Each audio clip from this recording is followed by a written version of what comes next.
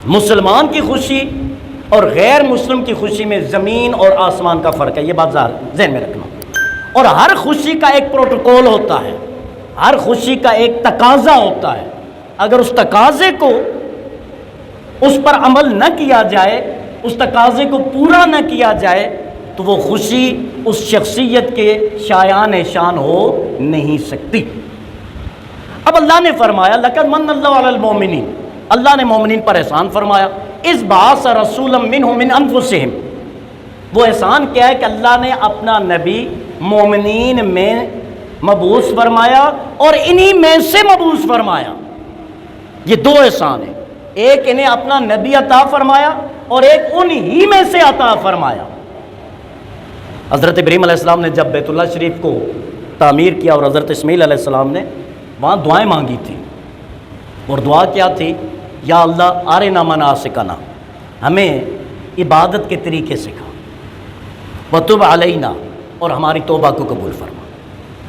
پھر کیا؟ ربنا وابعث فیہم رسولا منہم، اور یا اللہ یہ ہماری اولاد میں سے ایک رسول بھی انہیں عطا فرما، یتلو علیہم آیاتک ویعلمہم الکتاب والحکمہ ویزکیہم، جو انہیں تیری آیات سنائے، جو کتاب اور حکمت کی انہیں تعلیم دے، اور جو انہیں پاک اور صاف بھی فرما دے۔ یہ دعا مانگی تھی، اللہ نے اس دعا کو قبول فرمایا اور ارشاد فرمایا لقد من اللہ علی المؤمنین، اے مومنوں تم پر احسان فرما دیا کہ میں نے اپنا آخری محبوب، آخری رسول صلی اللہ علیہ وسلم تم ہی میں سے تمہیں عطا فرما دیا۔ یہ اللہ کا احسان۔ اچھا، اللہ کے احسان پہ کرنا کیا چاہیے؟ اللہ کی نعمت پہ کرنا کیا چاہیے؟ اب میں تھوڑی سی بات عرض کر، سورہ بقرہ کی آیت مبارکہ ہے، اللہ تعالیٰ نے بنو اسرائیل کو خطاب فرمایا وَإِذْ نَجَّيْنَاكُمْ مِنْ آلِ فِرْعَوْنَ يَسُومُونَكُمْ سُوءَ الْعَذَابِ يُذَبِّحُونَ أَبْنَاءَكُمْ وَيَسْتَحْيُونَ نِسَاءَكُمْ وَفِي ذَلِكُمْ بَلَاءٌ مِّن رَبِّكُمْ عَظِيمٌ۔ اللہ فرماتا ہے اے بنو اسرائیل یاد کرو وہ وقت،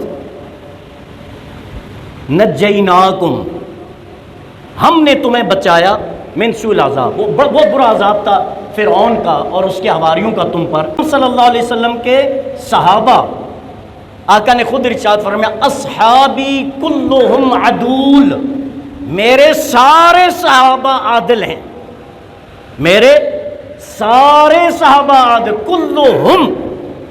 کلہم پہ غور فرمانا، فسجد الملائکۃ کلہم اجمعون، اللہ فرماتا ہے یعنی کہ سارے فرشتوں نے اللہ کے حکم پر حضرت آدم کو سجدہ کیا، کلہم، حالانکہ اللہ فرماتا فسجد الملائکۃ، بات ختم، ملائکہ نے سجدہ کیا، لیکن شک پڑ سکتا تھا کیا سب ملائکہ نے سجدہ کیا یا بعض نے سجدہ نعوذ باللہ نہیں کیا، تو اللہ نے فرمایا فسجد الملائکۃ کلہم اجمعون، سارے کے سارے، اور جمع کا صیغہ اجمعون، ایک ہی دفعہ سب نے، بالاجماع بالاجتماع۔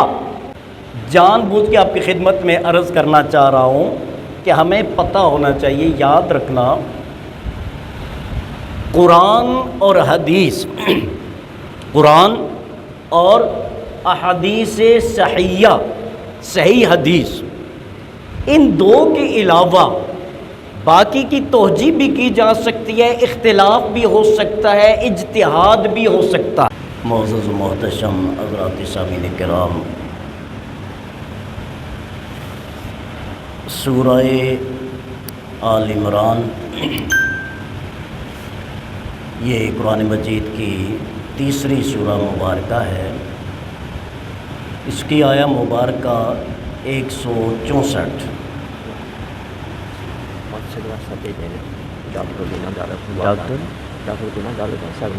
ڈاکٹر ربینہ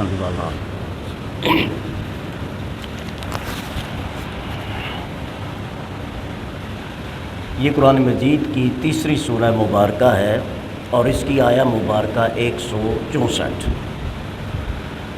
اگرچہ ہم درس میں ان آیات اور یہ سورہ مبارکہ، ان آیات اور اس سورہ مبارکہ کے ضمن میں ہم چونکہ پڑھ چکے ہیں،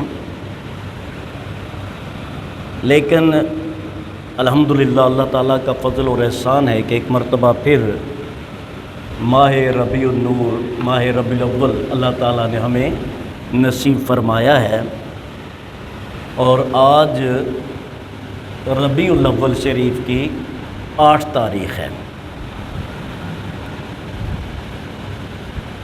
علماء کے نزدیک نبی اکرم صلی اللہ علیہ وسلم کی ولادت باسعادت کس دن ہوئی، کس تاریخ کو ہوئی؟ تو تاریخ میں مؤرخین کا، محدثین کا، علماء کا اختلاف ہے۔ بعض علماء کے نزدیک آقا صلی اللہ علیہ وسلم کی ولادت باسعادت 8، بعض کے نزدیک 9، اس طرح 10، 11 اور 12۔ کثیر علماء اس طرف گئے ہیں کہ 12 تاریخ جو ہے ربیع الاول کی، یہ آقا کریم صلی اللہ علیہ وسلم کی ولادت ہے۔ اور یہ بات بھی ذہن میں رہے کہ جس طرح ولادت باسعادت کی تاریخ میں، یاد رکھنا دن میں اختلاف نہیں ہے، دن ولادت کا بھی پیر کا ہے اور دن آپ صلی اللہ علیہ وسلم کے وصال مبارک بھی پیر کو ہوا ہے۔ تاریخ کے اعتبار سے تو اسی طریقے سے آپ صلی اللہ علیہ وسلم کے وصال کی تاریخ کے اعتبار سے بھی علماء میں اختلاف پایا جاتا ہے۔ یہ بات میں جان بوجھ کے آپ کی خدمت میں عرض کرنا چاہ رہا ہوں کہ ہمیں پتہ ہونا چاہیے، یاد رکھنا قرآن اور حدیث، قرآن اور احادیث صحیحہ، صحیح حدیث، ان دو کے علاوہ باقی کی توجیہ بھی کی جا سکتی ہے، اختلاف بھی ہو سکتا ہے، اجتہاد بھی ہو سکتا ہے، لیکن جہاں قرآن کی آیت آئے نہ آپ توجیہ کر سکتے ہیں کہ اپنی مرضی یہ میرے ذہن میں یہ اس کا معنی بن سکتا ہے، نو، قرآن کی کسی بھی آیت کی توجیہ آپ حدیث صحیحہ کے بغیر نہیں کر سکتے۔ یہاں یہ بات بھی عرض کر دوں کہ وحی کی 2 اقسام ہیں، ایک ہے وحی مطلب تلاوت سے ہے، جس کا معنی ہے وہ وحی جسے باقاعدہ تلاوت بھی کیا جاتا ہے، یعنی قرآن مجید، یہ ایک قسم وحی کی۔ اور دوسری قسم وحی کی ہے وحی غیر مطلب، اس کا معنی وہ وحی جسے تلاوت نہیں کیا جاتا، یعنی حدیث مبارکہ، کیونکہ اللہ تعالیٰ نے ارشاد فرمایا وَمَا يَنطِقُ عَنِ الْهَوَىٰ إِنْ هُوَ إِلَّا وَحْيٌ يُوحَىٰ، کہ میرا محبوب صلی اللہ علیہ وسلم جو بھی گفتگو فرماتے ہیں وہ اللہ کی وحی ہوتی ہے۔ تو لہٰذا حدیث بھی اللہ کی وحی ہے اور قرآن کی آیات بھی اللہ کی وحی ہیں۔ قرآن اللہ کی وہ کتاب اور وہ وحی کی قسم ہے جس کو امت باقاعدہ تلاوت کرتی ہے، اور حدیث وحی کی وہ قسم ہے جو کتابوں میں موجود ہے لیکن قرآن کے درجے میں آ نہیں سکتی۔ یہ بات پہلے یہ ہمیں کلیئر کرنا چاہیے۔ اب اگر قرآن کی کوئی آیا مبارکہ ہے، اس کے 2 مفہوم بن سکتے ہیں، 3 مفاہیم بن سکتے ہیں، 2 باتیں اخذ کی جا سکتی ہیں، 3 اخذ کیے جا سکتے ہیں، تو سب سے پہلے ہم کہاں جائیں گے؟ دربار رسالت مآب صلی اللہ علیہ وسلم میں، اور اللہ کے محبوب کی بارگاہ میں عرض کریں گے یا رسول اللہ اس آیا مبارکہ کا صحیح معنی کیا ہے؟ تو ہمیں صحیح حدیث کی طرف جانا ہے۔ حدیث صحیح قرآن کی پہلی تفسیر ہے۔ یہ میں آپ کو کیٹاگوریکل عرض کر رہا ہوں کہ ہمیں قرآن سمجھنا کس طرح ہے، ہمیں دین سمجھنا کس طرح ہے۔ تو پہلے قرآن کی آیت کی تفصیل ہم قرآن میں تلاش کریں گے، کیونکہ بہت ساری ایسی آیات قرآنیہ ہیں جو ایک خاص ہیں، دوسری جگہ عموم کے ساتھ ہیں، تیسری جگہ تفصیل کے ساتھ ہیں، ایک جگہ اشارتاً کنایتاً ہیں، دوسری جگہ ڈیٹیل میں اللہ تعالیٰ نے ارشاد فرمایا ہے۔ تو ہم سب سے پہلے تفسیر القرآن بالقرآن، یعنی قرآن کی تفسیر قرآن سے کریں گے۔ یہ پہلا درجہ ہے قرآن سمجھنے کا۔ دوسرا درجہ کیا ہے؟ تفسیر القرآن بالحدیث صحیحہ۔ دوسرا درجہ یہ ہے کہ اگر قرآن کی کسی آیت کی تفصیل اور تفسیر ہمیں قرآن سے نہیں ملتی تو ہم کس طرف جائیں گے؟ حدیث صحیحہ کی طرف۔ تیسرا درجہ یہ ہے اگر حدیث صحیح بھی ہمیں نہیں ملتی، حدیث متفق علیہ بھی نہیں ملتی، حدیث متواتر بھی نہیں ملتی، حدیث مشہور بھی نہیں ملتی، پھر کیا کریں گے؟ پھر ہم جائیں گے تفسیر القرآن باقوال الصحابہ، پھر ہم قرآن کی تشریح اللہ کے نبی کے شاگردوں سے حاصل کریں گے، حضرت ابوبکر صدیق سے، حضرت عمر فاروق سے، حضرت عثمان غنی سے، حضرت علی کرم اللہ تعالی وجہ الکریم سے، حضرت عبداللہ بن عباس سے، حضرت عبداللہ بن عمر سے، حضرت عبداللہ بن جابر سے، حضرت ابو ہریرہ سے، حضرت ابو طلحہ سے، حضرت سعد بن وقاص سے، حضرت عمر بن ابو العاص رضی اللہ تعالیٰ عنہ، تو ان حضرات سے، حضرت ابو موسیٰ اشعری رضی اللہ تعالیٰ عنہ، حضرت سلمان فارسی، تو ان جلیل القدر صحابہ کرام سے، ان کے اقوال سے ہم قرآن کی کیا معلوم کریں گے؟ تفسیر اس آیت کی جس کی تفصیل ہمیں قرآن میں نہیں ملی، جس کی تفصیل ڈائریکٹلی ہمیں حدیث صحیحہ میں نہیں ملی، تو ہم اصحاب رسول کریم صلی اللہ علیہ وسلم کے اقوال فرمودات سے اخذ کریں گے۔ اس کی وجہ کیا ہے کہ نبی اکرم صلی اللہ علیہ وسلم کے صحابہ، آقا نے خود ارشاد فرمایا اصحابی کلہم عدول، میرے سارے صحابہ عادل ہیں، میرے سارے صحابہ عادل، کلہم پہ غور فرمانا، فسجد الملائکۃ کلہم اجمعون، اللہ فرماتا ہے، یعنی کہ سارے فرشتوں نے اللہ کے حکم پر حضرت آدم کو سجدہ کیا، کلہم، حالانکہ اللہ فرماتا فسجد الملائکۃ، بات ختم، ملائکہ نے سجدہ کیا، لیکن شک پڑ سکتا تھا کیا سب ملائکہ نے سجدہ کیا یا بعض نے سجدہ نعوذ باللہ نہیں کیا، تو اللہ نے فرمایا فسجد الملائکۃ کلہم اجمعون، سارے کے سارے، اور جمع کا صیغہ اجمعون، ایک ہی دفعہ سب نے، بالاجماع بالاجتماع، یونانی میں اصلی جو ہے وہ سب نے کیا کیا؟ سجدہ کیا۔ تو آقا نے یہاں ارشاد فرمایا اصحابی، میرے صحابہ، کلہم، سارے کے سارے، عدول، عادل ہیں۔ بات سمجھ میں آ رہی ہے؟ میرے سارے صحابہ کیا ہیں؟ عادل ہیں۔ پھر ارشاد فرمایا اصحابی کالنجوم، میرے صحابہ ستاروں کی طرح ہیں، فبأیہم اقتدیتم، تم ان میں سے جس صحابہ کی بھی، جس صحابی کی اقتداء کرو گے، اہتدیتم، تمہیں ہدایت ملے گی۔ معلوم کیا ہوا؟ حضرت عمر کی اقتداء کرو، حضرت بکر کی اقتداء کرو، حضرت عثمان کی کرو، حضرت علی کی کرو، حضرت امیر معاویہ کی کرو، حضرت انس کی کرو، جتنے صحابہ ہیں جن کی بھی تم اقتداء کرو گے، آقا نے فرمایا تمہیں تمہارا نبی گارنٹی دیتا ہے کہ تمہیں ہدایت ملے گی۔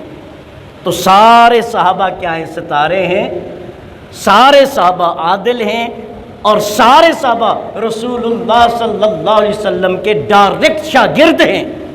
تو لہٰذا ہمیں قرآن کی اگر تفصیل جاننی ہے، ڈیٹیل جاننی ہے، تفسیر لینی ہے، ابہام دور کرنا ہے، تو کہ قرآن کے بعد، حدیث کے بعد ہم صحابہ کرام کے اقوال کو کیا کریں گے؟ سامنے رکھیں گے اور قرآن کا معنی لیں گے۔ اس کے بعد پھر آگے کیا ہے؟ تابعین ہیں، تبع تابعین ہیں، محدثین ہیں، مفسرین ہیں، فقہاء ہیں، مجتہدین ہیں، یہ ساری چیزیں جو ہے جو ہیں وہ سب صحابہ کے بعد میں ہیں۔ تو یہ پہلی بات، یہ سبق ذہن میں رکھ لیں کہ سب سے پہلے قرآن کی تفسیر قرآن کے ساتھ، پھر قرآن کی تفسیر حدیث کے ساتھ، پھر قرآن کی تفسیر صحابہ کے اقوال اور صحابہ کے افعال، کیونکہ صحابی کوئی عمل نہیں کرتا اگر اس نے آقا کو نہ دیکھا ہو۔ حضرت عبداللہ بن عمر رضی اللہ تعالیٰ عنہ، ایک درخت سا تھا، یعنی کہ ایک جگہ تھی، وہاں سے جب بھی گزرتے تو اپنا سر مبارک جھکا لیتے۔ تو ساتھ جو صحابہ تھے انہوں نے کہا کہ عبداللہ بن عمر یہ کیا کر رہے ہو؟ یہاں نہ کوئی چٹان ہے، نہ کوئی درخت ہے، نہ کوئی جو ہے رکاوٹ ہے کہ آپ کو ٹھوکر لگے گی، پھر بھی سر جھکا دیتے ہو۔ تو آپ ارشاد فرمانے لگے ایسی بات نہیں، میں نے دیکھا میرے آقا صلی اللہ علیہ وسلم یہاں سے گزرے، اس وقت ٹہنی آگے تھی، یہاں ایک درخت ہوتا تھا، تو میرے آقا نے سر جھکایا تھا یہاں سے، تو جب سے میں نے آقا کو دیکھا ہے کہ سر جھکا کے یہاں سے گئے ہیں، میں نے جرت نہیں کی کہ جہاں سے آقا سر جھکا کے گزرے ہو میں سر سیدھا رکھ کے گزر سکوں۔ یہ صحابہ کا عمل ہے، آقا کی سنت ہے، یہ صحابہ کا انداز ہے۔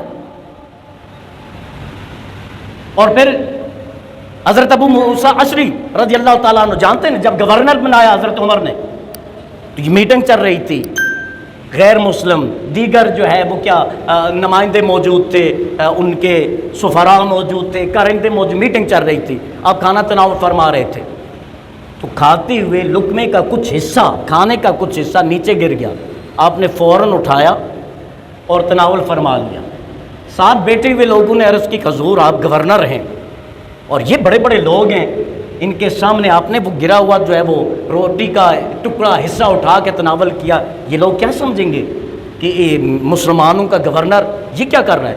تو آپ نے ارشاد فرمایا میں ان بدبختوں دنیا داروں کی وجہ سے اپنے نبی کی سنت ترک نہیں کر سکتا، یہ ہوں گے اپنی جگہ بادشاہ اور جو ہے وزراء اور سفراء، لیکن ان کی وجہ سے میں اپنے نبی کی سنت نہیں چھوڑ سکتا، یہ صحابہ کا عمل ہے۔ تو جو بات میں عرض کر رہا تھا، یہ تمہید اس لیے آپ کی خدمت میں پیش کی کہ دین وہ ہے جس کو قرآن بیان کرے، دین وہ ہے جس کو حدیث بیان کرے، دین وہ ہے جس کو صحابہ بیان کرے، دین وہ ہے جس کو تابعین اور تبع تابعین نے ہم تک پہنچایا بذریعہ ائمہ محدثین اور مجتہدین اور فقہاء امت کے ذریعے۔ یہ بات ہمیں ذہن میں رکھنی چاہیے۔ اب ماہ ربیع الاول شریف پوری دنیا میں آقا کی ولادت کی خوشیاں منائی جاتی ہیں۔ دو باتیں ذہن میں رکھنا، مسلمان کی خوشی اور غیر مسلم کی خوشی میں زمین اور آسمان کا فرق ہے، یہ بات ذہن میں رکھنا۔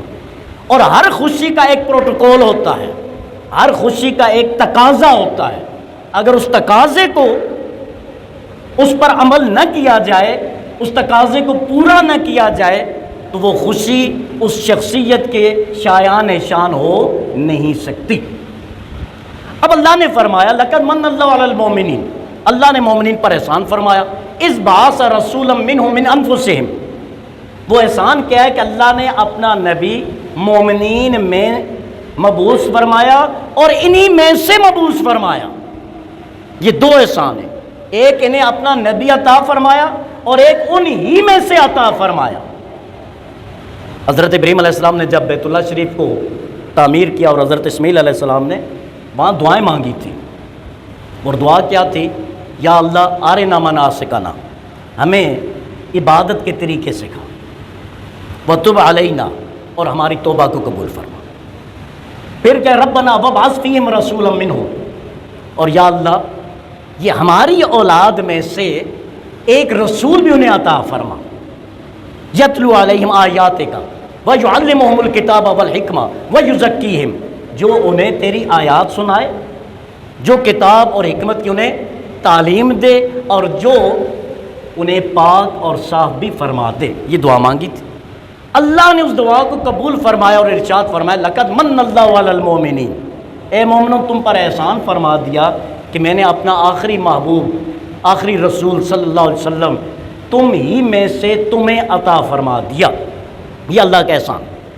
اچھا، اللہ کے احسان پہ کرنا کیا چاہیے؟ اللہ کی نعمت پہ کرنا کیا چاہیے؟ اب میں تھوڑی سی بات عرض کر، سورہ بقرہ کی آیت مبارکہ ہے، اللہ تعالیٰ نے بنو اسرائیل کو خطاب فرمایا وَإِذْ نَجَّيْنَاكُمْ مِنْ آلِ فِرْعَوْنَ يَسُومُونَكُمْ سُوءَ الْعَذَابِ يُذَبِّحُونَ أَبْنَاءَكُمْ وَيَسْتَحْيُونَ نِسَاءَكُمْ وَفِي ذَلِكُمْ بَلَاءٌ مِّن رَبِّكُمْ عَظِيمٌ۔ اللہ فرماتا ہے اے بنو اسرائیل یاد کرو وہ وقت، نجیناکم، ہم نے تمہیں بچایا، من سوء العذاب، وہ بہت برا عذاب تھا فرعون کا اور اس کے حواریوں کا تم پر۔ وہ کرتا کیا تھا؟ یذبحون ابناءکم، تمہارے بیٹوں کو ذبح کر دیتا تھا، ویستحیون نساءکم، اور تمہاری بیٹیوں کو زندہ چھوڑ دیتا تھا، وفی ذالکم بلاء من ربکم عظیم، یہ تمہارے لیے بہت بڑی مصیبت تھی، آزمائش تھی۔ بیٹے ختم، بیٹیاں ہی رہ گئی، اب ان کا مستقبل کیا ہوگا؟ وہ فرعون ہی اپنے پاس لے جاتے تھے۔ یہ عذاب تھا۔ نجیناکم، یاد کرو ہم نے تم پر کرم فرمایا اور اس عذاب سے تمہیں محفوظ فرمایا، غرق کر دیا۔ اغرقنا، ہم نے غرق کر دیا فرعون کو اور آل فرعون کو۔ اچھا، پھر ارشاد فرمایا یہ عذاب سے بچاؤ کا، آگے ارشاد فرمایا یہ بھی یاد رکھو وَظَلَّلْنَا عَلَيْكُمُ الْغَمَامَ وَأَنزَلْنَا عَلَيْكُمُ الْمَنَّ وَالسَّلْوَىٰ، پہلے تم پر احسان فرمایا کہ تمہیں فرعون کے عذاب سے بچایا، دوسرا احسان یہ کہ من و سلوہ تمہیں عطا فرمایا، دو احسان ہو گئے۔ پھر حضرت عیسیٰ علیہ السلام نے عرض کی، اور یہ میرا خیال ہے 2 یا 3 جمعے پہلے یہ آیت مبارکہ گزری ہے سورہ مائدہ کی، اللہم ربنا انزل علینا مائدۃ من السماء تکون لنا عیدا لاولنا وآخرنا وآیۃ منک، یا اللہ ہمیں خوان نعمت عطا فرما جو ہمارے لیے باعث عید اور خوشی ہوگی، ہمارے اگلوں کے لیے بھی اور ہمارے پچھلوں کے لیے بھی، ہمارے گزر جو گئے ان کے لیے بھی اور جو آنے والے ہیں ان کے لیے بھی۔ تو حضرت موسیٰ علیہ السلام پر اللہ نے احسان فرمایا فرعون سے نجات دے کر، اور آپ جانتے ہیں جب آقا صلی اللہ علیہ وسلم مدینہ طیبہ تشریف فرما ہوئے، صحیح مسلم شریف کی حدیث مبارکہ ہے، دیکھا کہ 10 محرم کا روزہ رکھتے تھے جو ہے وہ یہودی، پوچھا یہ کیسا روزہ ہے؟ عرض کی یہ اس دن ہمیں اللہ تعالیٰ نے فرعون کے عذاب سے نجات عطا فرمائی، اس دن فرعون کو رب نے غرق کیا ہے، تو ہم اس خوشی میں، اللہ کی نعمت کی خوشی میں شکرانے کا جو ہے وہ روزہ رکھتے ہیں۔ تو آقا نے ارشاد فرمایا نحن احق بموسیٰ منکم، ہم تم سے موسیٰ کے زیادہ قریبی ہیں۔ تو آقا نے فرمایا ہم آج سے 10 محرم کا بھی روزہ رکھیں گے اور ایک دن پہلے یا ایک دن بعد کا روزہ رکھیں گے۔ حکمت کیا ہے؟ خوشی ہم منائیں گے لیکن یہودیوں کے ساتھ مشابہت ہم نے نہیں کی اور نہ کرنی ہے۔ وہ ایک دن کا روزہ رکھتے ہیں، ہم اللہ کے شکر کے طور پر 2 دن کا روزہ رکھیں گے، کیونکہ ہم موسیٰ ہمارے ہیں، عیسیٰ ہمارے ہیں، یعقوب ہمارے ہیں، ابراہیم ہمارے ہیں، نبی ہمارے ہیں۔ آمن الرسول بما انزل الیہ من ربی والمؤمنون، ہم اللہ کے سارے نبیوں اور رسولوں پر ایمان لانے والے ہیں، لہٰذا سارے نبی ہمارے ہیں۔ تو اللہ تعالیٰ نے نزول مائدہ کا انعام حضرت عیسائیوں پر فرمایا، عید قرار دیا، موسیٰ علیہ السلام کی قوم پر فرمایا، شکرانے کے روزے رکھنے انہوں نے شروع کر دیے۔ مجھے بتائیے اگر رسول اللہ کی صورت میں اللہ کی نعمت امت مسلمہ کو اللہ عطا فرمائے تو اسے کیا کرنا چاہیے؟ سوال یہ ہے، کویسچن یہ ہے، باقی نبیوں کی امتیں اپنے نبی کی یا اپنے اوپر ہونے والی نعمت کی خوشی مناتے ہیں، ہمیں کیا کرنا چاہیے؟ یہ سوال۔ اب نفس ولادت کی خوشی پہ کوئی مسلمان اعتراض نہیں کرتا، یہ بات ذہن میں رکھیں۔ نفس ولادت مصطفیٰ صلی اللہ علیہ وسلم کی خوشی پر کوئی مسلمان اعتراض کر ہی نہیں سکتا۔ آپ اہل حدیث سے پوچھیں کہ آقا کی ولادت کی خوشی ہے، میرا خیال ہے وہ کہیں گے یقیناً ہے، خیال نہیں مجھے یقین ہے، وہ کیا کہیں گے؟ آقا کی ولادت کی خوشی ہے۔ دیوبندی سے پوچھو جا کے، وہ کیا کہے گا؟ یہ ہو ہی نہیں سکتا، جس کو آقا کی ولادت کی خوشی نہیں ہے وہ مسلمان ہی نہیں ہے۔